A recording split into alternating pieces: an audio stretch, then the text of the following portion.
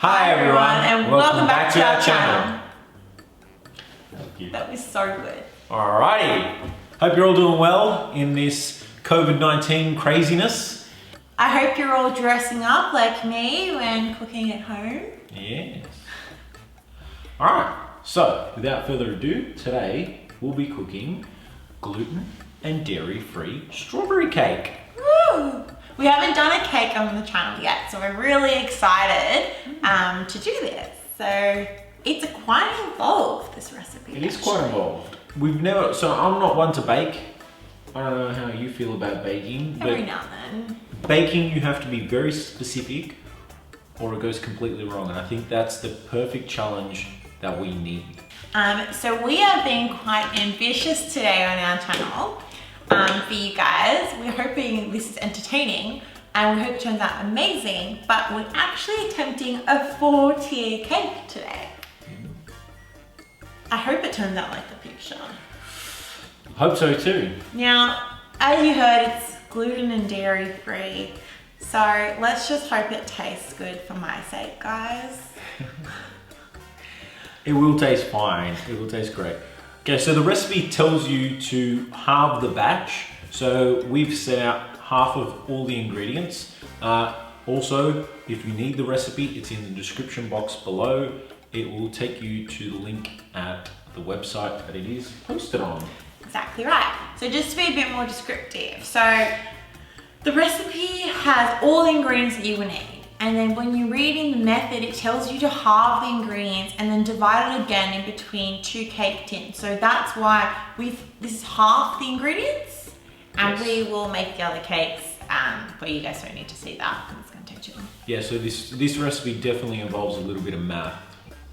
We have to sift the first 2 ingredients. So the first ingredient is buckwheat flour. The full recipe is 3 cups. This is 1.5 cups. Okay, you need 3/4 of a tablespoon of baking powder. Sifted into the bowl with your flour. Yes. So you'll see when you put it in there, it'll be quite like rocky, like it'll Granulated? Yeah, so just get your scoop or whatever, and then just keep putting it into the sieve like this, and it'll go all the way through. Ooh, and that's it. That looks good. Yeah. What's next? Next is our almond meal. We need 1 cup. So you'll see it's quite rocky, but you can't sift this, so we'll just put it straight in. Almond meal is quite thick. Mm-hmm. Next, you need 3/4 of a cup of caster sugar. There you go, help a girl. This is fun. I like being the talker. And we're going to mix our dry ingredients together. Yep. All right. Next is our eggs. So you'll need 2 beaten eggs. So you want to make a really nice deep well for your wet ingredients, and you won't want to mix it until all your wet ingredients are in the center. So we're going to start by adding 2 beaten eggs that Ads has kindly done for me. You need 1/2 cup of sunflower oil. You'll need 3/4 of a cup of almond milk. And you'll need 1 teaspoon of vanilla bean paste. If you're like me, get your scoop and get your vanilla bean paste out, so you get all of the flavoring. Then you will start to mix. It's looking good. Okay, so while all this is happening, Bessie's getting the mixture ready. Preheat your oven. You need to put it onto 180 Celsius or 160 fan forced. The directions say once you've mixed half of the mixture, halve it again into 2 separate containers, or 2 separate pans, sorry. This whole dividing it in half thing is a little bit harder than normal, because you would just normally just put your batter in and not have to worry about dividing it. Also, the assumption is that you have more than one of the exact same cake tin, like you make cakes quite a lot, whereas the average person at home does not have more than 1 cake tin because they don't make cakes more than once. Yeah. More than 1 cake. Which would mean you would either have to use 1 tray 4 times, or do what we did, ask your loved ones if you can borrow a cake tin, or even your neighbor. Okay, so we've halved our mixtures. We've put them in, they look great, and off into the oven they go at 160 Celsius fan forced, or 180 if you don't have a fan forced oven. And then it goes in for 20 minutes. Yeah, or until when you put the knife in, it comes back clear. Correct. Or a skewer. Thank you, helper girl.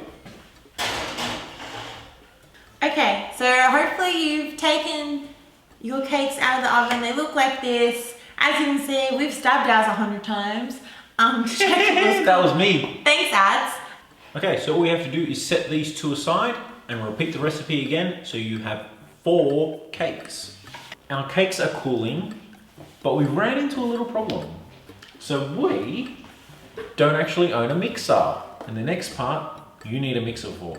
So we have possibly a crazy idea. We have a NutriBullet and we have a food processor. So we're going to use the NutriBullet. It is similar to a hand mixer, and we'll see how that turns out. I'm scared. It's going to be fine. We need 3 cups of icing sugar and 250 grams of nutlegs and 1 teaspoon of vanilla bean paste. Great, so let's put that in. So we're using nutlegs like the recipe says, right? Mm-hmm. Correct. Okay, then put the icing sugar in. Alright, pray.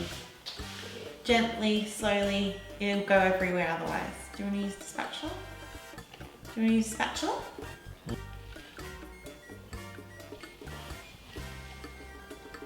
You ready?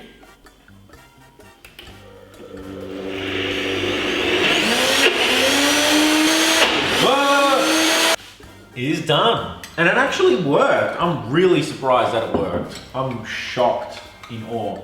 So you get your first layer of the cake, put it on your plate, on your desired plate, and you're gonna put 1 tablespoon of jam on top, specifically strawberry jam.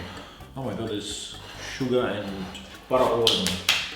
So then after the jam has been spread over the cake, you're gonna dollop half a cup of the frosting on top of it. Okay, let's put the frosting on top. So I put half a cup of frosting. So then you place the second cake on top, Okay. and you repeat.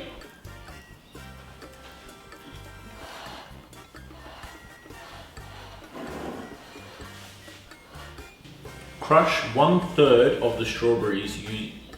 Use the picture as a guide. Okay. Okay, so 1/3 of the strawberries goes on top and the rest of it goes around, and the rest of it looks very fine, powderish. All right, so what time is it? It's review time. Yeah!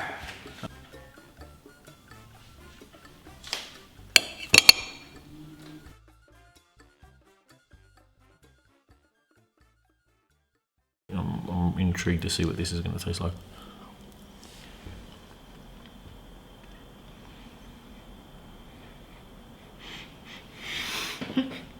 Okay, we've had a taste.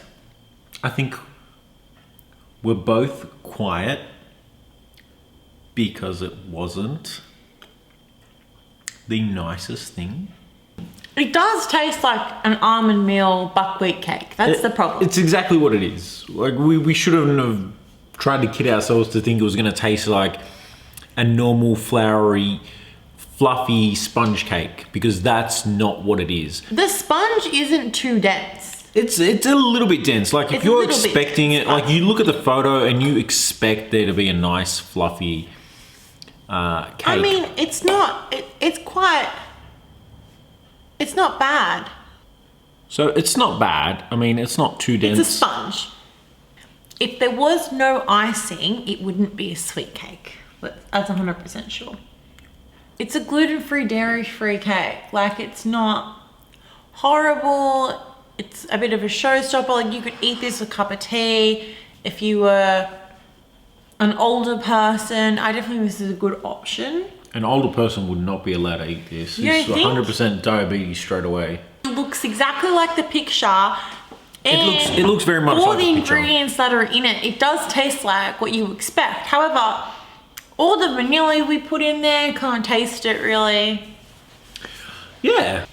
If I was at a high tea and I saw this cake presented the way it is, I would want to try a slice. But would you buy a second slice? No. You know what? The more I keep eating it, the more I like it. It's like a bad It's smell really- it grows on you. No, it's not like... Maybe it is. You know what? I really like it now. I'm gonna eat this whole damn thing. You're just hungry. It's not bad, but it's not great. But it's also, for what was in it, it's complicated. Let's talk about the direction. I like it.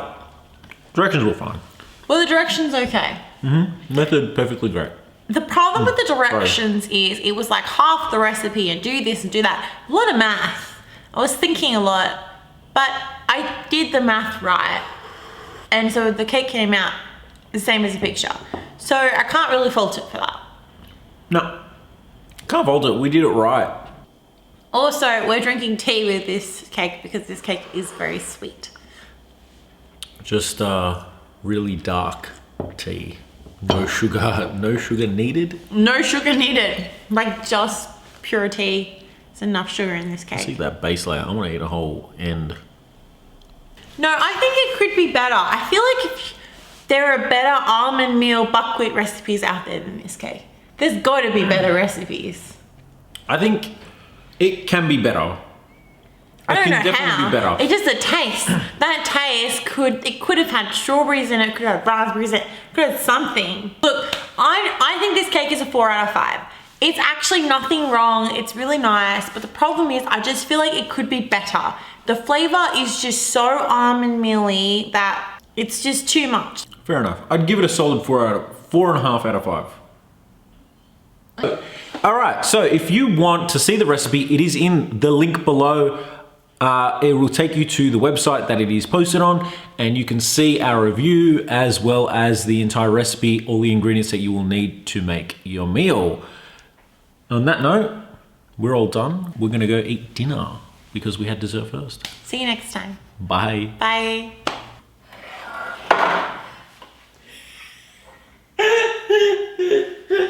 Okay. Wow. Things you don't see on camera. Pew. Booties. Okay, so first thing you're gonna do is put some butter